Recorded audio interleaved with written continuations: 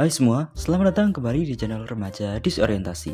Channel membahas tentang saham dengan menganalisa laporan keuangan. Kali ini sesuai permintaan, saham yang akan aku review adalah saham PANS, saham yang bergerak di bidang penyediaan jasa manajemen investasi alias Panin Sekuritas.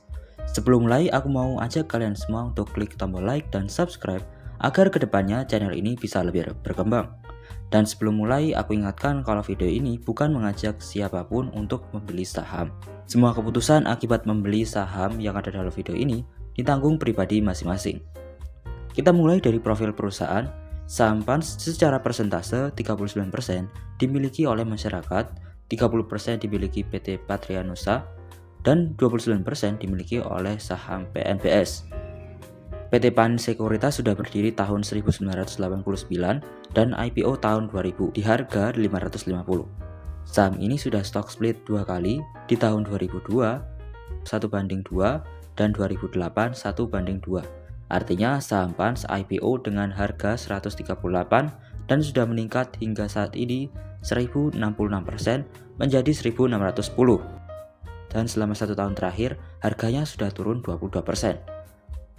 Valuasi saham PANS termasuk murah karena PBV 0,77 kali, yang artinya kita bisa membeli saham yang harga aslinya 2090 dengan harga 1610. Kemudian untuk PIR termasuk murah di 8,7 kali. Kita mulai dari aset yang hampir sama seperti tahun lalu, 2,1 triliun. Salah satu yang menahan tumbuhan aset saham PANS adalah penurunan piutang transaksi sebesar 129 miliar. Aset paling besar berupa portofolio yang meningkat 63 miliar menjadi 930 miliar. Portofolio ini terdiri dari reksadana yang meningkat dari 817 miliar menjadi 864 miliar. Kemudian efek ekuitas sebesar 49 miliar. Jika dirinci lebih lanjut, salah satu reksadana yang dimiliki saham PANS adalah Panindana Maksima. Reksadana ini sedang menurun nilai wajarnya dari 150 miliar, sekarang tersisa 110 miliar. Reksadana ini punya dana kelolaan 1 triliun dan ini dia beberapa informasi tentang reksadana Panindana Maksima. Hasilnya, return of asset saham PANS selama 3 kuartal tahun 2023 sebesar 6%. Salah satu penyebab pertumbuhan aset berhenti disebabkan belum stabilnya transaksi piutang yang naik turun. Untuk utang naik 16% menjadi 586 miliar. Peningkatan ini dipengaruhi oleh utang transaksi yang meningkat, sekaligus porsi utang paling besar. Tapi hal ini masih hal wajar karena berkaitan dengan transaksi perdagangan di bursa efek. Selama 3 kuartal tahun ini, debt equity ratio saham PANS sebesar 37%. Tapi ekuitas saham PANS turun tipis menjadi 1,5 triliun. Meski turun, tapi tahun-tahun sebelumnya ekuitas saham PANS selalu meningkat. Dan untuk return of equity-nya 6% secara year to date. Untuk pendapatan berkurang sangat drastis, 27% menjadi 310 miliar. Penurunan pendapatan ini disebabkan keuntungan yang belum terrealisasi dari tahun sebelumnya 128 miliar, tersisa 25 miliar, atau turun 103 miliar rupiah. Jika kita telusuri, hal ini terjadi karena penurunan nilai wajar reksadana. Untuk catatan apa saja yang mengalami penurunan, saham PANS tidak menampilkannya. Jika dilihat tahun sebelumnya, pendapatan saham PANS setelah pandemi selalu tumbuh 2 digit. Tapi apakah mungkin pendapatan saham PANS bisa melampaui atau mendekati pendapatan tahun sebelumnya? Kita lihat nanti.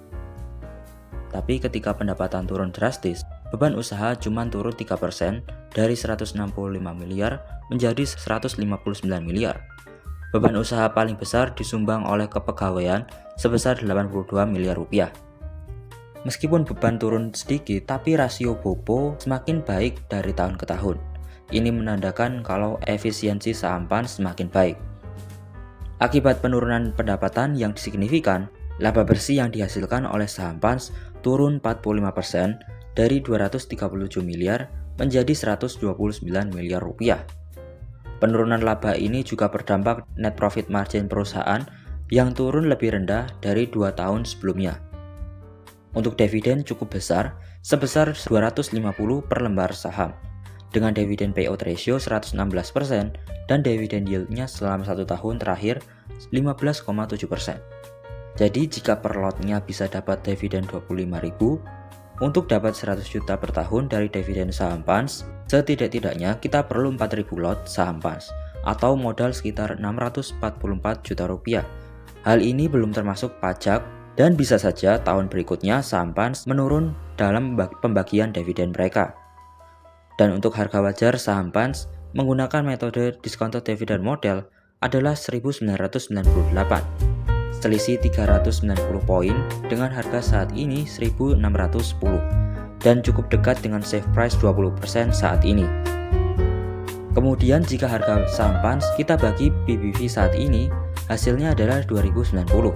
Artinya kita bisa membeli saham Pans yang aslinya 2090 dengan harga 1610.